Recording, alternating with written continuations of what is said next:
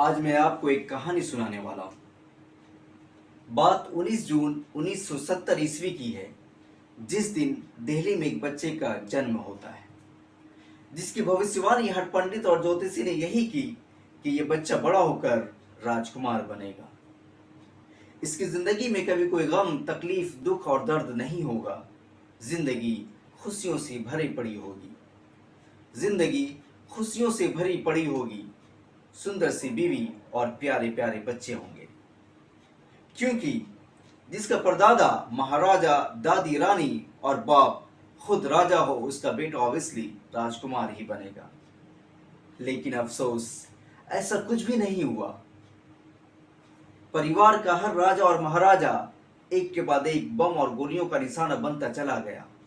14 साल की उम्र में दादी और 21 साल की उम्र में बाप डेथ कर गया। घर का बड़ा बेटा और भाई होने की वजह से खुद के साथ साथ माँ और बहन को भी संभाला और पढ़ाई भी करता रहा। फाइनली 2002 ईस्वी को पढ़ाई कंप्लीट कर लंदन से वापस इंडिया आ गया। वो वक्त आ गया जिसका सभी को इंतजार था। 2004 ईस्वी को 34 साल की उम्र में पॉलिटिक्स ज्वाइन करने का ऐलान खुद राहुल गांधी ने कर दिया। जी हाँ, बात राहुल गांधी की हो रही है।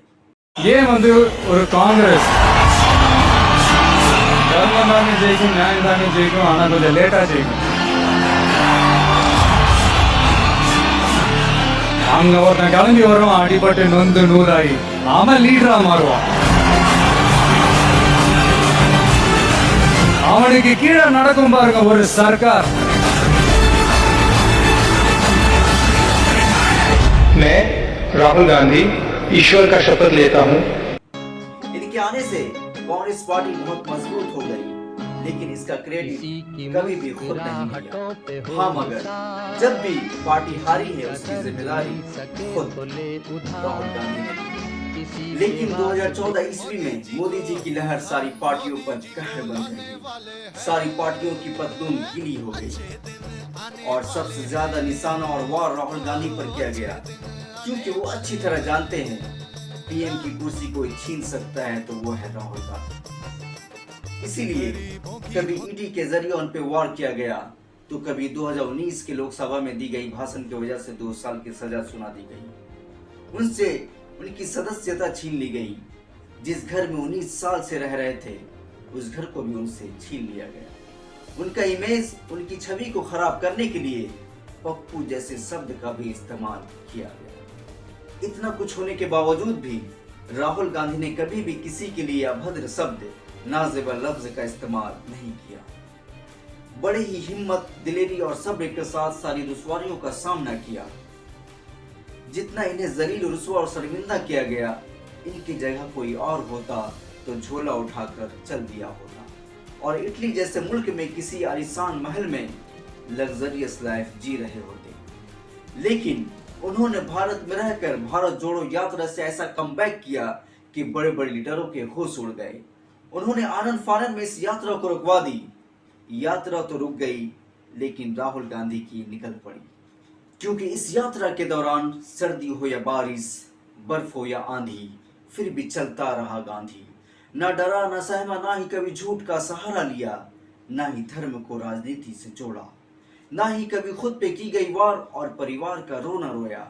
जब भी बात की मोहब्बत की, जवान, किसान और हिंदुस्तान की। इसीलिए राहुल गांधी हिंदुस्तानियों के दिलों में बसते हैं। जय हिंद। चली चली चली चली भारत जोड़ो यात्रा चली, लाखों रंग समेटे हुए ये इंद्रधनुष का वेश है।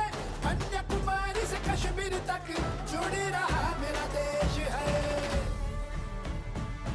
नफरत ना बोने देंगे इस पावन पावन माटी में, हम अमन के फूल खिलाएंगे प्यार भरी भरी पार्टी में। महंगाई को झुका के मानेंगे, बेरोजगारी से पंजा लड़ाएंगे। उन्नति का हाथ बढ़ाना है, सद्भाव का साथ बढ़ाना है। बोलो साथ हमारे कौन चलेगा, बोलो साथ हमारे कौन चलेगा।